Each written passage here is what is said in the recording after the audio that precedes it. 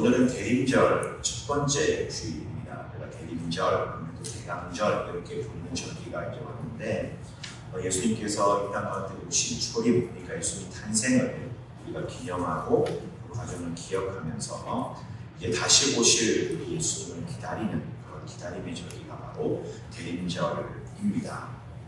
우리 모두는 사실 다시 오실 주님을 기다리는 재림의 신앙을 가지고 살아가는 그런 사람들입니다. 우리가 이것이 우리의 희망이요 소망이 됩니다. 왜냐?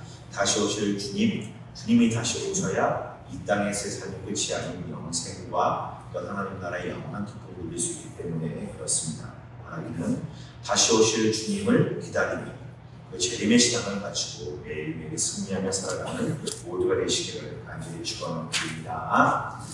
자, 그렇다면 예수님의 다시 오심을 우리는 기다리고 있는데, 예수님께서 다시 오실 때에, 그러니까 우리 그때를 종말의 때 마지막 때라고 이렇게 부르지 않습니까? 그 마지막 때에 과연 어떤 일이 일어날까? 그리고 그 마지막 때를 준비하는 우리는 과연 어떻게 준비해야 되는가? 이렇게 말씀을 나누려고 합니다.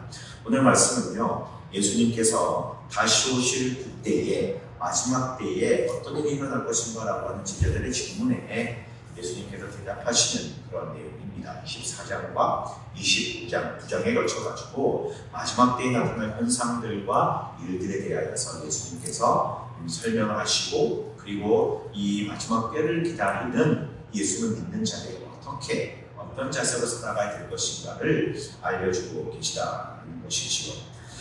읽지는 않았지만요, 우리가 24장 9절에 보면 마지막 때에 일어날 징조들을 말씀하십니다. 나라들 간의 전쟁도 일어나고 기근과 지진 같은 자연재해들도 일어나게 되고 거짓 선지자들이 많이 일어나서 사람들을 미혹하게 되고 많은 박해와 어려움과 큰 환난과 혼돈의 시대가 온다는 말씀을 하십니다.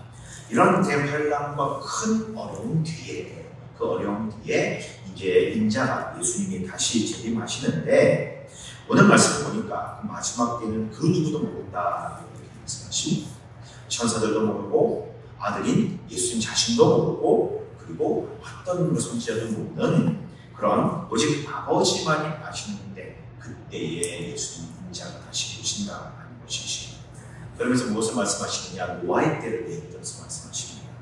여러분, 노아의 홍수의 사건을 잘 알고 있습니다. 노아가 이 오랜 기간 동안에 이 노아의 방주를 만들고 배를 만들었지만 그 마지막 때를 준비하였지만, 홍수의 때를 준비하였지만, 그러나 세상 사람들은 그때가 언제 올지 준비하지 않고 결혼하고 장가하고 자식을 놓고 그냥 열심을 다해서 자신들의 이 삶을 살았다라는 것입니다. 그러나 노아와 그 가족만이 언제 일어날지 모르고 그 때를 위하여 준비하고 있었다는 것이시고, 그리고 노아의 가족만이 이 마지막 때 홍수의 때에 구원을 받을 수 있게 되었습니다. 즉 무슨 말이냐? 준비하고 있어야 된다는 것을 말씀하십니다.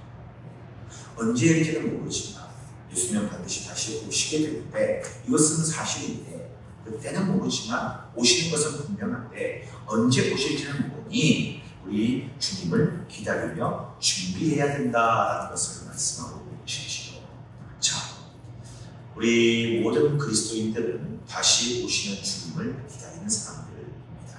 재림의 주님을 우리는 기다리며 살아가고 있습니다. 그렇다면 오늘 예수님께서 말씀하시는 이 당부, 예수님을 기다리는 사람들이 준비해야 될 것, 갖추어야 할 태도와 자세, 이것은 아주 개인의 가르침이요, 우리가 살아가야 될 기준이 된다는 것이지요. 어떤 것을 준비하고, 어떤 마음을 준비하고, 어떤 태도와 자세를 가져야 하는가. 오늘 본문, 그리고 이제 예수님께서 계속 말씀하셨던 25장의 내용까지 우리 함께 살펴보면서 다시 오실 주님을 기다리는 우리가 무엇을 준비하고 어떤 자세로 살아야 될 것인가를 함께 나누도록 하겠습니다. 자, 첫 번째, 먼저 우리가 준비해야 될 것은 무엇이냐? 충성되고 지혜 있는 종이 되어야 한다는 것입니다. 충성되고 지혜 있는 종이 되어야 된다. 자, 45절 말씀을 함께 읽어보도록 하겠습니다. 자막이 작은데 충성되고 주말 성경 읽어보도록 하겠습니다. 45절 시작. 충성되고 지혜 있는 종이 되어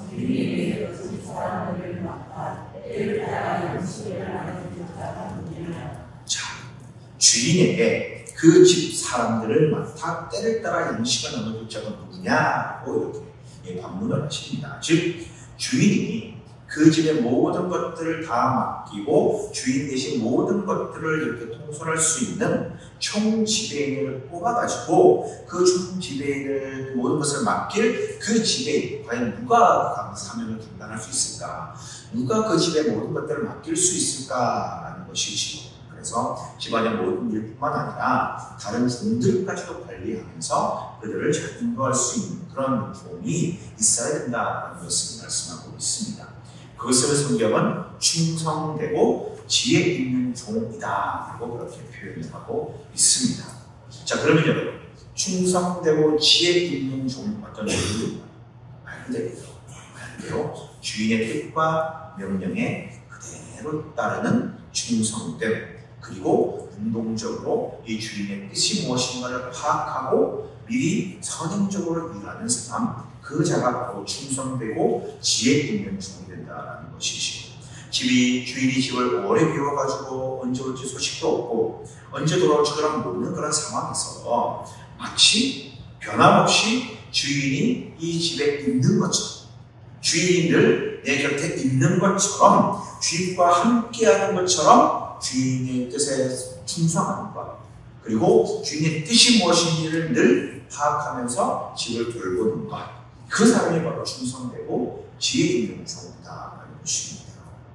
여러분, 주인인 이 주님의 다시 오심을 기다리는 우리들은요, 지금 예수님이 안 계신다, 예수님이 없다, 그런 생각을 하는 것이 아니라 주님이 지금도 우리와 함께 하고 계시고 내 옆에 계시고 나와 이 동행하신다라고 하는 그 생각을 가지고 있어야 되는 것입니다. 언제 오실지 그 재림의 때는 모르지만 우리의 삶에서 예수님이 나와 함께하고 계시구나, 내 옆에 계시구나, 나와 동행하고 계시구나 라고 하는 것을 생각하고 늘 주님이 함께하는 것처럼 그렇게 여기고 생활하고 살아가는 것, 이게 바로 지혜 있고 충성된 그런 종이고 이 주님께서 찾으시는 그런 종이다라는 것이지요. 여러분, 바라기는요, 충성되고 지혜 있는 종, 주님이 나와 함께 계신다는 것을 생각하시고 주님의 명령, 뜻에 절대 충성하는 그런 준비된 우리 주님의 백성들 되시길 주님의 이름으로 축복합니다. 첫 번째고요. 두 번째는 무엇이냐? 바로 기름을 준비하고 있어야 된다는 것입니다. 예수님께서 이제 이 말씀을 하시고 난 다음에 이제 우리가 잘 알고 있는 열처녀 비유를 25장에서 시작하시게 됩니다. 우리가 잘 아는 등불을 준비하는 지혜로운 5명은 기름과 등을 잘 준비해서 신랑이 왔을 때 이 등불을 피워서 이 잔치자리에 들어가게 되고, 그러나 어리석은 5명은 등은 준비되어 있는데 기름이 없어가지고 불을 밝히지 못하여 기름을 사고 간 사이에 신랑이 와서 잔치자리에 들어가지 못하는 그런 이 비극을 맞이하게 되었다라는 것입니다. 5은 등과 기름을 준비한 여인, 또 5은 기름은 없고 등만 준비한 여인, 이 대한 비유를 예수님께서 말씀하십니다. 네. 자, 여러분, 이 등과 기름의 비유가 과연 무엇을 말씀하고 있는가? 우리가 뭐 설교도 많이 듣고 또 말씀을 읽어서 잘 알고 있는 그런 내용이지 않습니까? 다시 한번 정리하면, 여러분, 등은 기다림을 의미합니다. 기다림. 열처녀 모두가 등을 준비하고 있었습니다. 등은 기다림입니다. 모두 신랑을 기다리고 신랑을 맞이할 준비를 하는 그런 사람들이었습니다. 자, 그 당시 그런 문화에 이 등을 가지고 신랑이 왔을 때 등불을 밝히는 것은 신부입니다라고 하는 표시였다라고 기억합니다. 그래서 그 등불을 보고 자신의 신부를 찾아서 잔치 자리에 들어가서 맺는 그런 풍습이 있었다라고 합니다. 그러니까 등은 신랑을 맞이하기 위한 준비하고 있는 모든 신부들이 가지고 있는 이 준비물인 것이지요. 그러면 여러분, 불을 밝히기 위해서는, 등에 불을 밝히기 위해서는 뭐가 있어야 됩니까? 지금처럼 뭐 건전지나 뭐 배터리나 이런 게 있는 게 아니지 않습니까? 이 불을 밝히기 위해서는 불을 밝히는 기름이 있어야 된다. 등이 있다고 불만 밝힐 수 있는 것이 아닙니다. 등과 함께 그 등에 이 불을 태울 기름이 있어야 됩니다. 즉 열처녀 모두가 기다리는 자, 등을 가지고 있는 자였지만 그 중에 5명은 불을 밝힐 수 있는 재료인 기름을 가지고 있습니다. 나머지 5명은 기름이 없었다는 것이지. 마찬가지입니다. 기름이 있는 5명만 신랑을 맞이할 수 있습니다. 기름이 없는 그 처녀들은 이 신랑을 맞이할 수 없었다는 것입니다. 기름이 없으면 신랑을 맞이할 수 없습니다. 기름이 없으면 불을 밝힐 수가 없는 것입니다. 여러분, 그렇다면 기름이 무엇이겠습니까? 기름. 말씀드렸죠. 불이 등불에 밝혀져 있는 그 등불을 보고 신부인지를 구분합니다. 다시 말하면 이 등이 기다림을 상징하는, 신랑을 기다림을 상징하면 불은 내가 신부임을 나타내는 표시다라는 것입니다. 자신을 태우며 자신을 나타내는 것이 바로 기름입니다. 즉 기름은 내가 신부임을 나타내는 존재, 그런 재료. 다시 말해 우리가 기름을 준비한다고 얘기하는 것은 우리가 그리스도인임을, 예수께서 다시 오실 때에 구원받을 수 있는 기름이 준비된 자임을 나타내는 표시가 된다는 것이지요.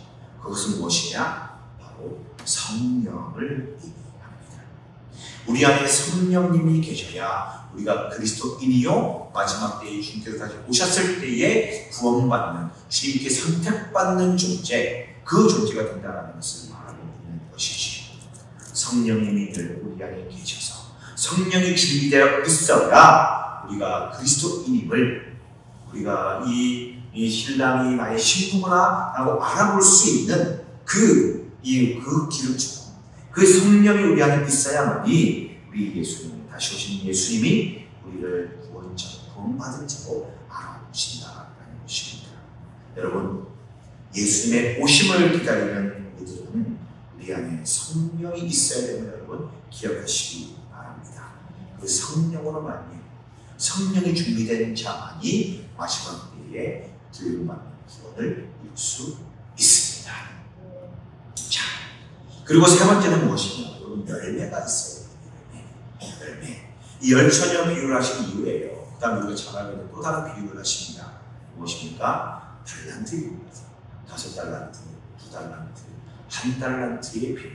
이 먼 길을 떠나는 이 집주인이 그 종에게 5달란트, 2달란트, 1달란트를 나눠주는, 그리고 나중에 주인이 돌아와서 결산을 하는 그런 내용의 비유를 또 말씀하십니다. 우리가 잘 알고 있습니다. 5달란트 받은 종은 열심히 수고하고 일하여서 5달란트를 남겼습니다.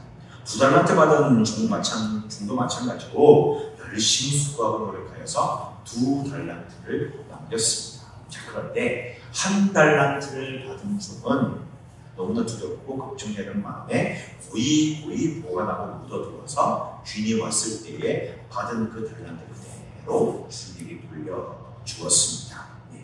그리고 각각 결산한 내용에 따라서 5달란트, 2달란트를 받은 이 사람들은 10달란트, 4달란트를 주님 앞에 드렸기 때문에 칭찬받고 하나님 이 구원을 받고 칭찬을 받고 이렇게 칭송을 받았지만 1달란트 받은 종은 책망을 받으면서 쫓겨나게 되는 비참한 결과를 가졌다라는 그런 이야기이시고, 이 달란트 비유는 우리가 너무나 잘 알고 있는 그런 내용입니다. 여러 가지 의미를 우리가 해석하고 또 의미를 둘 수 있지만 다른 의미를 다 차치하고요. 결국 뭐냐면요, 여러분, 재림의 때를 준비하는 자에게 있어서 이 말씀은 그겁니다. 뭐냐? 결산할 때, 주인이 돌아왔을 때에 그 열매가 과연 무엇이냐는 것이고, 그 결과가 과연 무엇이냐는 것이요. 여러분, 우리가 그리스도인이라면, 예수님을 따르는 자들이라면요, 예수님을 따르고 예수님을 믿고 예수님 뜻대로 행했으면은 그 결과가 있어요. 행위에 대한 결과, 분명한 열매가 우리 가운데 있어야 된다는 거죠. 나는 주님을 따릅니다, 예수님을 믿습니다, 말로만 그렇게 행하는 것이 아니라 그에 맞는 증거, 증명, 열매가 우리 안에 있어야 된다는 것이지요. 결과가 있어야 된다는 것입니다. 그 열매로, 그 결과로 주님께서 다시 오셔가지고 결산하여 우리 가운데 구원과 심판을 내리신다는 것입니다. 여러분, 주님의 다시 오심을 기다리는 우리는요, 분명한 믿음의 열매, 결과가 있어야 된다는 것을 기억하십시오. 이 열매라는 것이 여러분, 단순히 내가 전도를 몇 명 했고, 예배를 몇 시간 드렸고, 기도를 몇 시간 드렸고, 예배에 몇 번 참석했고, 이거 아닙니다. 헌금을 얼마 했고, 그런 게 결코 아닙니다. 5달란트, 2달란트, 이 남겨있는 종들이 칭찬받는 이유가 뭡니까? 단순히 열심히 투자하고 노력해가지고 결과가 이 2배로 이렇게 남겼기 때문에요? 아니다라는 것이에요. 5달란트 가지고 5달란트 남겨가지고 이익이니까 칭찬받고, 2달란트는 2달란트 남겼기 때문에 4달란트라서 장사 잘했네, 그거 칭찬받고, 1달란트는 그대로 묻어둬서 왜 성과가 없냐, 칭찬받고, 그런 결과가 아니다라는 것입니다. 뭘 말씀하십니까? 그것은 나에게 맡겨진 것, 나에게 주어진 책임에 내가 얼마나 마음을 쓰고 신경을 쓰고 내가 얼마큼 노력을 다하고 있느냐 보시는 겁니다. 주인의 말에, 주인의 명령에, 주인의 마음에 얼마큼 관심을 두고 있고 주인의 뜻에 얼마나 부합한 삶을 살았느냐, 이것을 가지고 열매로 결산한다는 것이지요.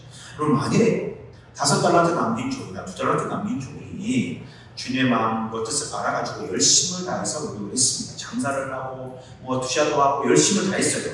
그런데 만일 좀 때를 잘못 만나고 잘못해가지고요, 5달란트 받았던 종이 결산할 때에 다 이렇게 잃어버리고 2달란트만 남았다. 1달란트, 2달란트 남은 이 사람이 잘못해가지고 마지막 결산 때에 1달란트만 결산하게 되었다. 그러면 여러분, 주인이 돌아와가지고 책망하고 아니면 나무랬을까요? 이윤을 못 넘겼다고? 손해를 봤다고? 저는 그렇게 생각하지 않습니다. 그게 아닙니다. 왜? 결과는 좋지 못하더라고요. 그 종의 마음과 생각에 주인의 뜻과 명령을 적극적으로 반영하고 따랐기에 칭찬이 있다는 것이죠. 여러분, 이게 핵심입니다. 달란트의 비유의 핵심은요, 그 결과, 결산할 때에 단순히 눈에 보이는 단순한 끝자락에 있는 그 결과만 보는 것이 아닙니다.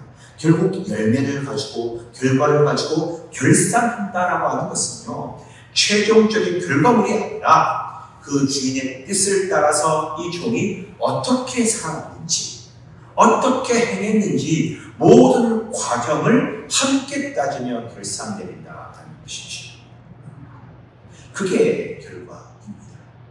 여러분, 제가 TV 프로그램 예능을 TV를 잘 보진 않지만 이렇게 가끔씩 유튜브 같은 데서 짧게 편집해놓은 그런 영상을 볼 때가 있습니다. 요즘 끝난 그 예능 중에 이 배구 감독 김연경인가 있잖아요. 그걸 보니까요, 경기에서 승리를 거뒀습니다. 그런데 승리를 거뒀지만 나중에 경기 끝나고 난 다음에 경기를 이제 복귀하고 또 이게 피드백하면서 선수들을 막 나무르더라고요. 혼을 냅니다. 왜? 결과는 이겼지만 과정이 잘못됐다는 것이죠. 과정 중에 감독이 시키는 대로, 지시한 대로 제대로 하지 않고 수행하지 않아서 그런 결과물을, 물론 승리라고 하는 결과물을 얻었지만 과정에서는 승리가 아니라 실패였다라고 이렇게 결론을 짓게 됩니다. 마찬가지다라는 거죠. 우리가 열매를 맺고 결산을 한다고 이야기하는 것은 단순히 끝에 나와 있는 결과물이 아닌 모든 과정과 진행의 걸음걸음들을 통하여서 나타나는 모든 현상들이 열매다라는 것입니다. 여러분, 우리 주님 예수님이 다시 오실 때에 내세울 수 있는, 주님께 드릴 수 있는 열매와 결과가 있어야 됩니다. 그것은 무엇이냐? 우리가 살아온 삶의 걸음입니다. 우리가 주님 앞에 나아가기 위하여 주님의 재림의 때를 기다리면서 어떤 모습과 어떤 자세로 살아왔는가라고 하는 삶의 걸음걸음들이다라는 거죠. 모든 과정들이다라는 겁니다. 전도를 얼마나 몇 명이나 했느냐, 몇 명의 영혼을 구원하였느냐, 전도 10명 했습니까, 100명 했습니다. 이게 아니라 한 명의 영혼을 전도하기 위해 어떤 과정을 거쳤느냐. 이거 과정과 모든 걸음을 내보신다는 겁니다.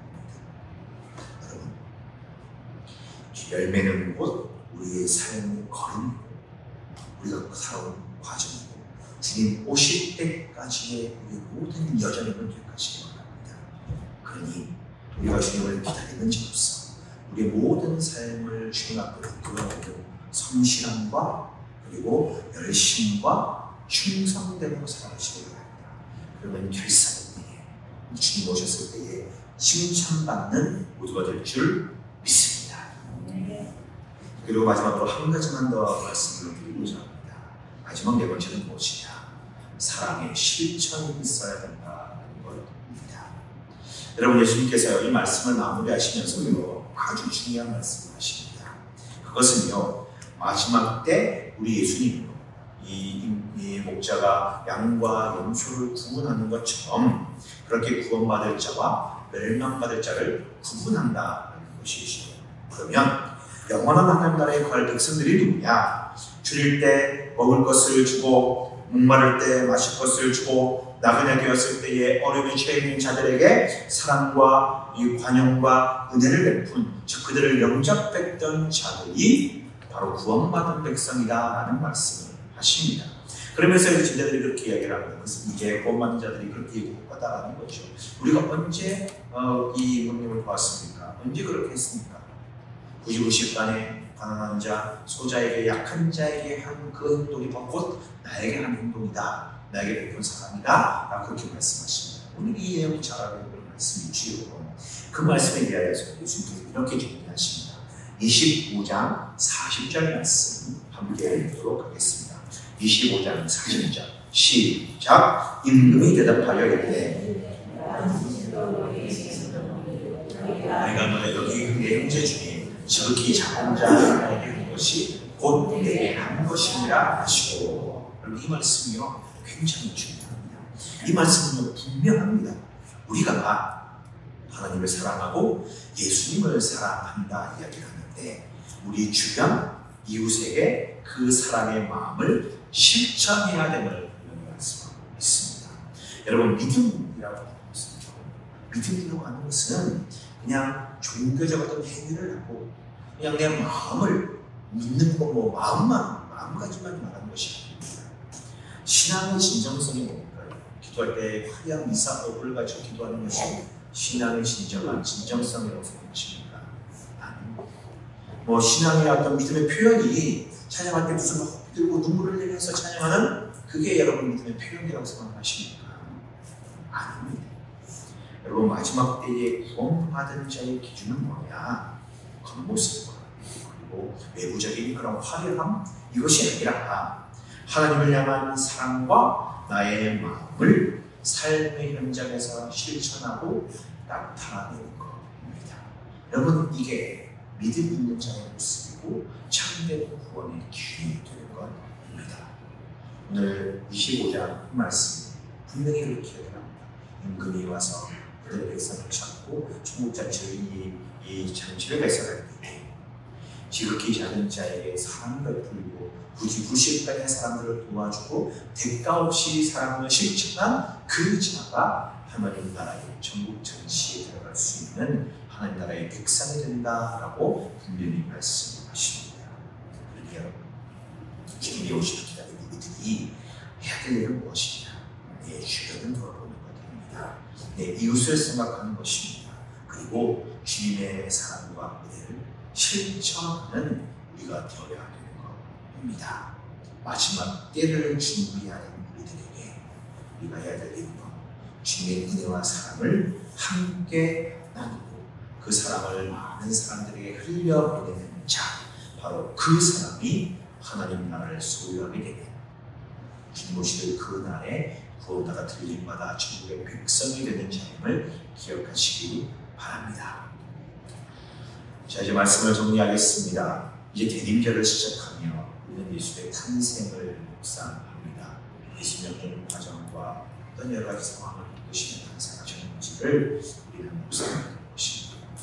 그리고 우리는 이제 예수님 탄생을 넘어 다시 오실 이 예수님, 우리 구주 예수님을 기다리는 그런 절기를 보내게 됩니다.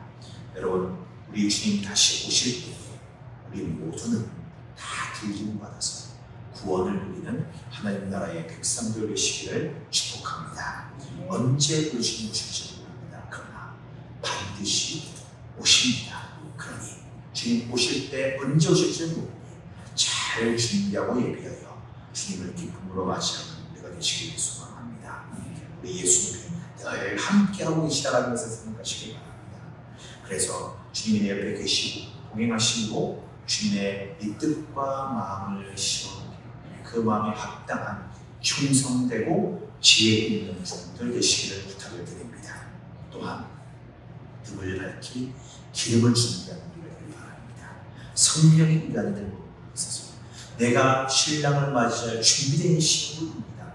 그 등불을 밝히는 그렇게 자신을 나타내는 그런 믿음의 자 구원받은 백성 되시기를 부탁을 드립니다. 그리고 열매 맺는 삶을 살아가시기 바랍니다. 단순히 결과, 성과, 결과물이 아니라 우리의 전생, 우리의 삶을 살아가는 모든 삶을 통하여서 모든 걸음들을 통하여 주님을 기다리는 자로서의 신앙과 충성됨을 나타내는 삶의 흔적, 그것이 바로 우리의 열매가 되기를 소망합니다. 그리고 주님을 향한 그 사랑, 우리의 마음을 이웃들에게, 세상의 많은 사람들에게 나타내며 실천하며 이 모두가 주님의 사랑과 은혜를 흘려보내는 믿음의 백성들 되시기를 바랍니다.